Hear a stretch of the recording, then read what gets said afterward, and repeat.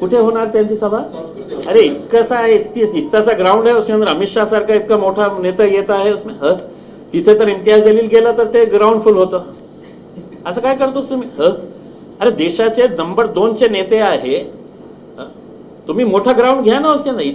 इतका ग्राउंड तर इम्तियाज जलील स्वतः भरून टाकेल. तुमच्या इतका मोठ्या नेत्याला इतका छोट्या ग्राउंड मध्ये तुम्ही हे करणार असेल तर तुम्हालाही काय कुठेतरी भीती वाटतं की ते ऐकायला लोक येतील का आजच्या परिस्थितीमध्ये? मग घ्या ना मोठा ग्राउंड, का घेत नाही? तुम्हाला निवडणुकीत पराभूत करण्यासाठी आणि भाजपचा उमेदवार निवडून आणण्यासाठी अरे कोण आहे पहिले निवडणूक, कॅन्डिडेट कोण आहे? मी तर नवीन नवीन होर्डिंग्स बघत आहे का बाबा माहीत. आता इतके सारे नवीन नवीन दुले तैयार होणार है मार्केटमध्ये.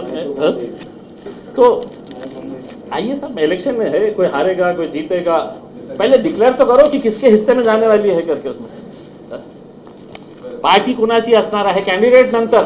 आम्ही तुम्ही पार्टी तर ठरवा की भाजपला मिळणार का. आजच पेपरमध्ये बघितलं मी, ते एकनाथ शिंदे साहेबांचे नेते म्हणतात की नाही हमारे पास ही रहने वाली है, दूसरा बोल रहा हमने तैयारी भी शुरू कर दी है. असं असतं का?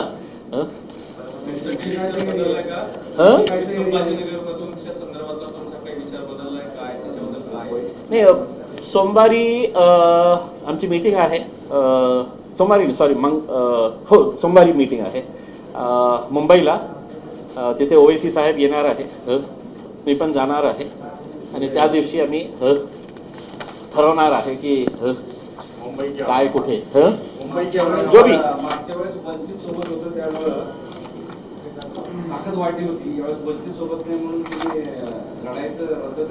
आता वंचित कोणाच्या सोबत आहे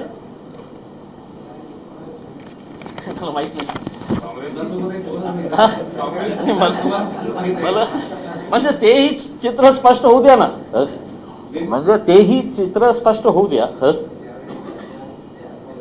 देखिए एक बात ईमानदारी से कि 2014ला कोणालाही माहित नाही होतं की इम्तियाज जलील इथे येणार, निवडणूक लढणार आणि ते जिंकणार. 2019 मध्ये अनेक मोठे मोठे दिग्गजांनी सांगितलं होतं की शक्यच नाही या जिल्ह्यामध्ये शिवसेनेला कोणी पाडू शकेल. हे खरी परिस्थिती होती, सगळ्यांना माहित होतं.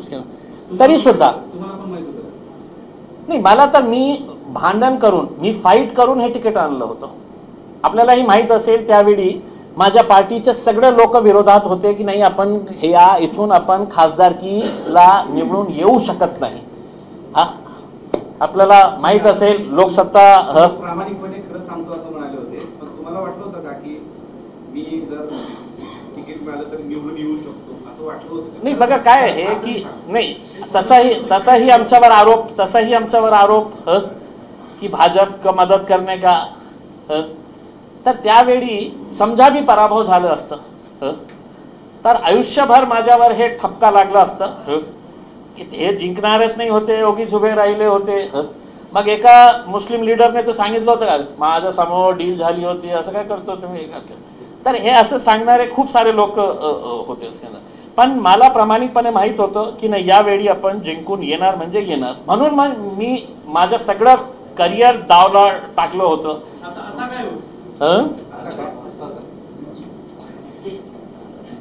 त्यावेळेस जसं वाटलं होतं की 100% निवडून येणार, यावेळेस काय वाटतं? 200%. त्यावेळी जे आहे ना माझा विश्वास जे होता ना ते 100% होतं. यावेळी 200% आहे, वाढला. मुंबईला मला नाही, मुंबईच्या बाबतीत मी प्रामाणिकपणे माझा एक हे मत व्यक्त केलं होतं की मुंबई सारख्या इतका मोठ्या ठिकाणी आज जे परिस्थिती निर्माण झालेली आहे, एका काळात मुंबईमध्ये चांगले मुस्लिम लीडर्स होते जे मुस्लिम इश्यूज घेत होते. आता काय झालेलं आहे की अर्धे मुस्लिम लीडर्स जे आहे ना ते इनडायरेक्टली भाजपसोबत गेले. म्हणजे ते डायरेक्टली सांगता येत नाही कारण नाही साहब हम तो इनके साथ गए, अजित दादा के साथ गए, हम तो इनके साथ गए हे करके ते सांगून इनडायरेक्टली भाजपसोबत गेले. आणि अर्धे जे राहिलेले आहे ते उद्धव साहेबकडे गेलेले आहे. मग जेव्हा ते कोणता जे बुलडोझर टाकण्यात आलं होतं मीरा रोडच्या, त्यावेळी कोणीही बोलायला तयार नहीं होते, कारण कोणाला सगळ्यांना माहीत होतं की अपन इधर से उद्धव ठाकरे को नाराज नहीं कर सकते, उधर से भाजप वालों को नाराज नहीं कर सकते. तर एक मला असं वाटलं की एक खूप मोठा वॅक्यूम झालेला आहे मुंबईसारख्या ठिकाणी, आणि मुंबईची लीडरशिप म्हणजे महाराष्ट्राची लीडरशिप आपण समजू शकेल. पण तिथे आज जी परिस्थिती आहे, मी सांगितलं ओवैसी साहेबांना की साहेब माझ्या प्रामाणिक इच्छा आहे की मला तिथे जाऊन, आणि हे मी गॅरंटी नाही सांगू शकेल. ज्या प्रकारे मी औरंगाबादच्या बाबतीत तुम्हाला हे सांगतो की मी 200% निवडून येणार, मुंबईच्या बाबतीत मी हे सांगणार नाही होतं, पण मी नक्की एक प्रयत्न करणार होतो. एक कोशिश करके देखना चाह रहे थे हम कि हम वहाँ पे है तो हम हमारा झंडा गाड़ सकते हैं क्या करके. जर पक्षप्रमुखांनी जर परवानगी दिली तर दोन्ही ठिकाणी लढवण्यासाठी नाही, मी इतकं मोदीसारखं मोठं झालं नाही साहेब. 2 ठिकाणी मी एका ठिकाणी.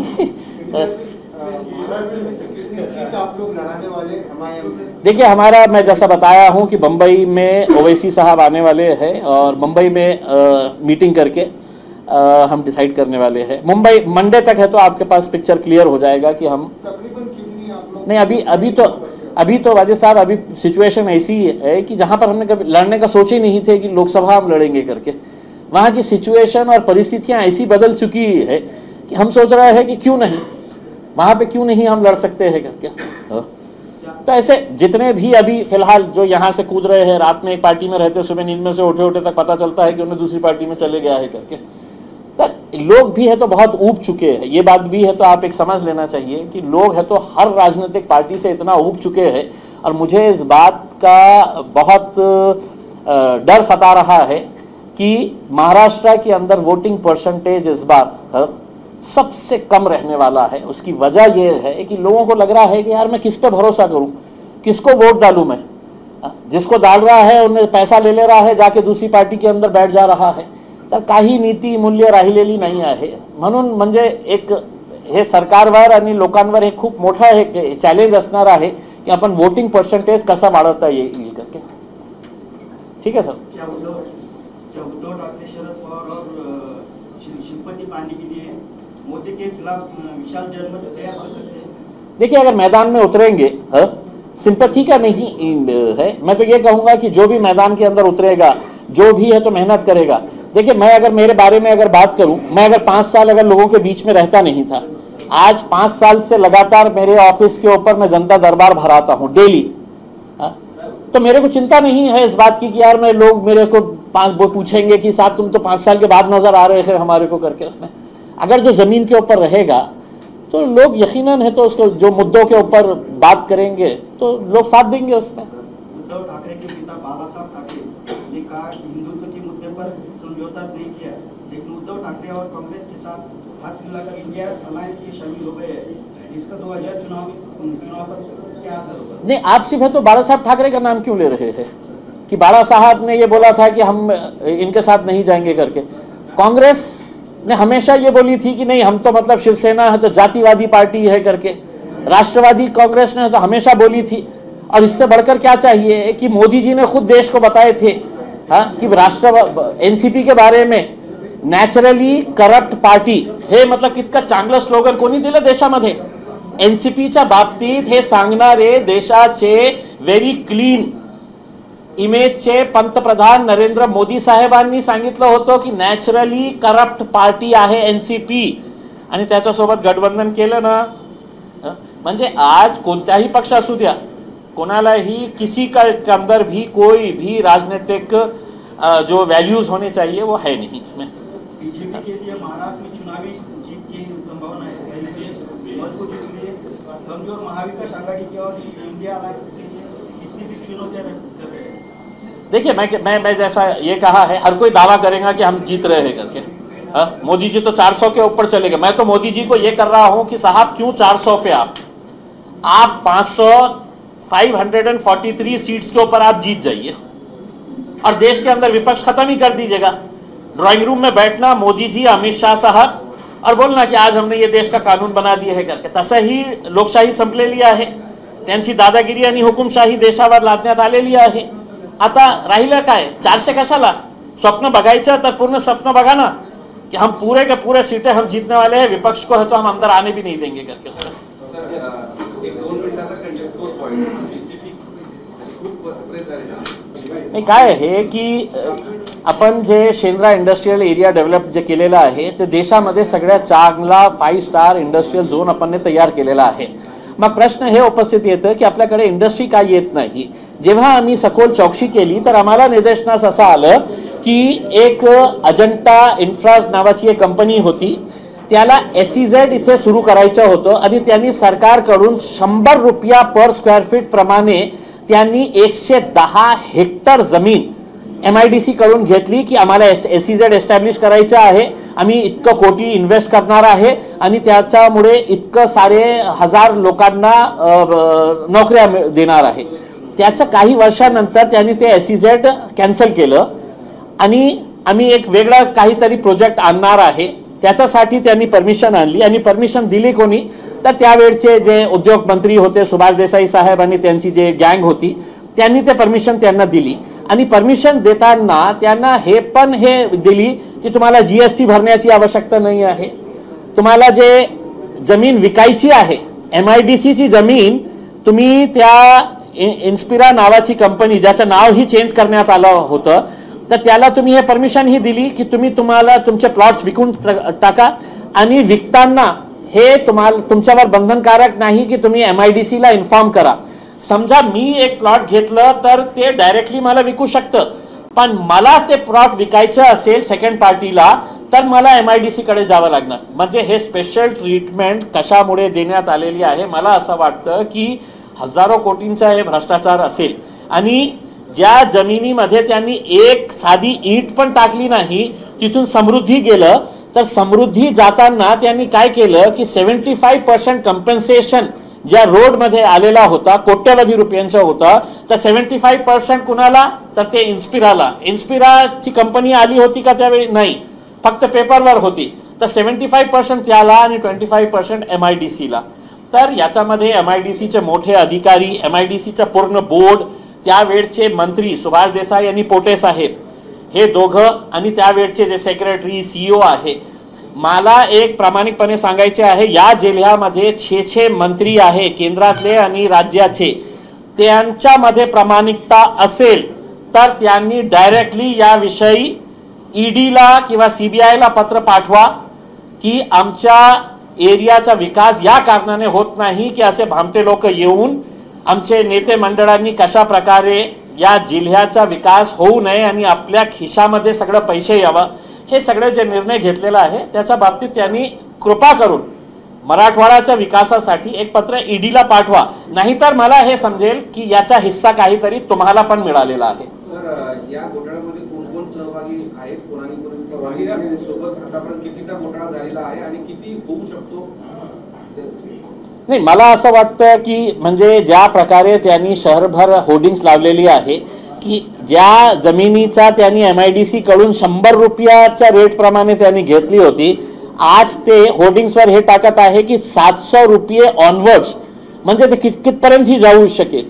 आणि त्याची जे गुप्तता पाडण्यात येत आहे, MIDC कडे काहीही माहिती नाही आहे की किती प्लॉट्स त्यांनी विकलेले आहे, नाही विकलेले आहे, किती पैशामध्ये विकलेले आहे, कारण त्यांनी ते अशीच टाकली होती, ॲग्रीमेंट तसंच केलं होतं.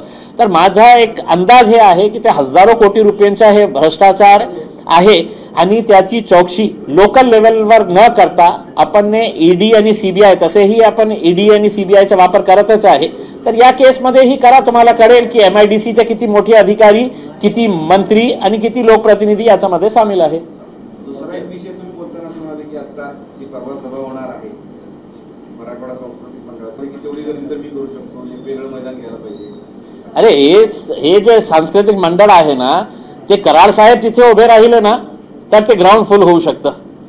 कराड साहेब त्याची इतकी मोठी फॉलोईंग आहे आपल्या शहरामध्ये, तर त्यांनी आपल्या 2 नंबरचे मोठे नेते केंद्रातले येत आहे, त्यांच्यासाठी इतकं लहान तुम्ही ग्राउंड घेणार आहे, ते तसंही फुल होणार आहे ना. कराड साहेब तुम्ही जाऊन सांगा की मी उद्या भाषण करणार आहे तर बघा ते खचाखच भरून जाईल करके. त्यांनाही माहीत आहे की कोणीही ऐकायला येणार नाही आहे, आता खूप झालेला आहे मोदी शहाचा, म्हणून ते सगळ्यात लहान ग्राउंड कोणता आहे. आणि त्याच्यामध्येही मी सांगतो की ते जमिनीवर बसवणं, ते खुर्च्या लावणार आहे, मग एक मोठा D तयार करण्यात येणार आहे कारण सिक्युरिटीचा इश्यू आहे. तसंही ते अर्धा ग्राउंड जे आहे ना ते डीच्या नावाखाली ते तसंही सोडणार आहे. म्हणजे इतकं राहिलेलं आहे ग्राउंड. नाहीतर इतक्या ग्राउंडमध्ये तर मी एकटा उभे राहिलं तर ते ग्राउंड फुल करून टाकतो मी. तुम्ही मुंबईतून निवडणूक लढणार असं आता सोमवारी आमची मीटिंग आहे मुंबईमध्ये. ओवैसी साहेब येणार आहे आणि बहुतेक सोमवारपर्यंत याचा निर्णय होणार आहे की मी कुठून लढणार आणि MIM कुठून लढणार. पण तुम्ही असं दावा करताय की मागच्या वेळेस 2019ला मला विश्वास होता 100%, त्यावेळेस 200% असं काय ते म्हणाले? असं काही नाही, असंच म्हणाला की मागच्या 2019 मध्ये मला 100% विश्वास होतो, 2024 मध्ये मला 200% विश्वास आहे की मी जिंकणार आहे. पण भाजपनं जोरदार तयारी सुरू केली आहे. परवाच गृहमंत्री आणि अरे कृपा करून आता हे तर सांगा की हे सीट कुणाला जाणार आहे. कॅन्डिडेट सोडून द्या, पक्ष कोणाचा आहे. मी तर आज शहरामध्ये नवीन दुले बघायला मिळत आहे. म्हणजे होर्डिंग्स लावलेले आहे, मई अबकी बार मई. म्हणजे कोण आहे. आजच्या पेपरमध्ये एकनाथ शिंदे साहेबांच्या जे प्रवक्ता आहे ते म्हणतो की नाही हे सीट आम्ही कोणत्याही परिस्थितीमध्ये सोडणार नाही. भाजपवाले बोलतो की नाही आम्ही कामाला लागलेले आहे. तर कमीत कमी पार्टी कोणती असणार आहे हे तर उघडा तुम्ही. कॅन्डिडेट नंतर बोलू आपण कॅन्डिडेटच्या बाबतीत. एक शेवटचं विचारलं सर, वंचित अद्यापर्यंत इकडं का तिकडं अजून काहीच स्पष्ट झालं नाही, ते होताना दिसत नाही. जर काही नाही झालं तर तुम्ही काही आव्हान करणार ते सोमवारी त्याच्या बाबतीत ही आम्ही चर्चा करणार आहे मुंबईमध्ये ओवैसी साहेबांच्या सोबत. म्हणजे काय म्हणते सर, त्यावर सुद्धा चर्चा होणार आहे?